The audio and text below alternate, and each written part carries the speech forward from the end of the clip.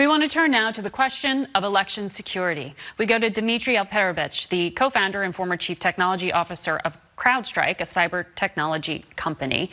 Good morning to you, Dmitri. I know you have your own shop now. I want to ask you, since you watch this closely, what is the area of concern for you in election 2020?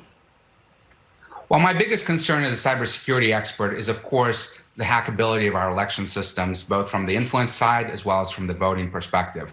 And I can tell you from my experience that voting is the hardest thing to secure when it comes to cybersecurity. It is literally the hardest problem out there. And the only way we know how to do it well and safely is by using paper, whether it be mail-in ballots or whether it be voting in person with a paper record that can be produced by the machine, or the paper ballot that you can mark up. Those are the safest ways. And the other way, of course, is to drop it off. Something that's not getting much attention right now with all the focus on mail-in ballots is that all precincts should have drop-off boxes by the curbside that people can drive by, walk by, and drop off their ballot without using the mail. It might surprise people that a cybersecurity expert says that is the best option, is to go old school, go paper. But it is that paper route that the president has raised this week as saying that it greatly concerns him. He said the biggest risk we have is mail-in ballots, universal mail-in ballots.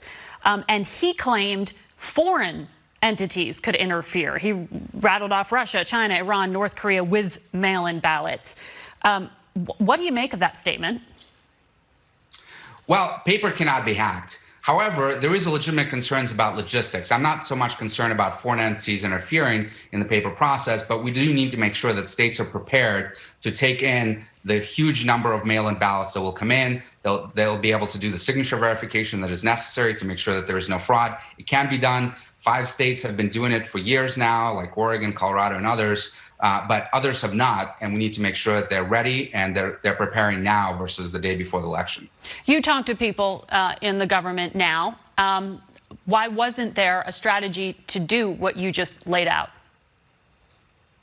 Well, I think we haven't been preparing for this, and a lot of people were assuming that the disease would go away in a few months. Of course, it's still here, and now a lot of people are concerned about voting in person, and we need to make sure that they have an opportunity to do so safely. Right. But there wasn't a federal strategy to have the states do what you just said they should have been doing for the past 4 years?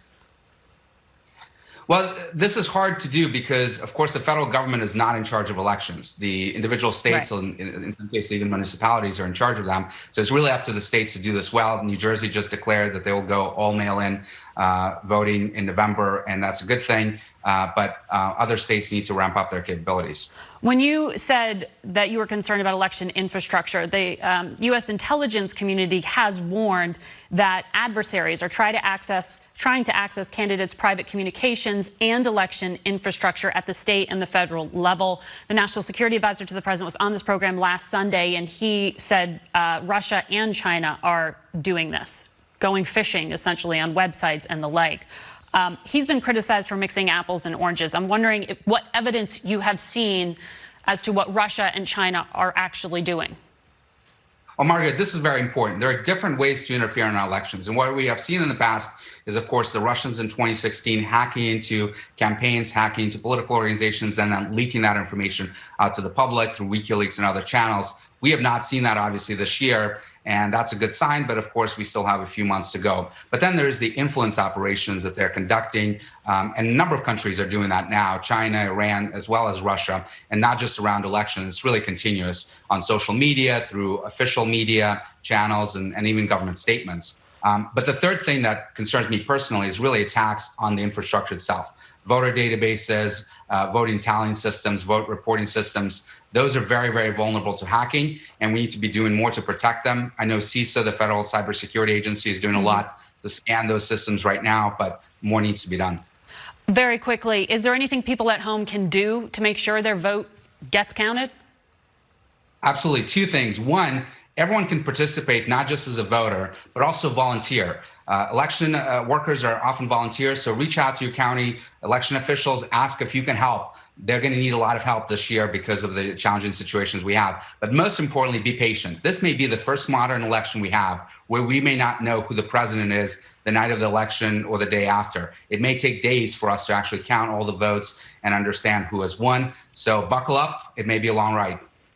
Indeed, and we are preparing the coffee already here in the news business. Thank you very much, Dmitri, for your perspective. We will be right back.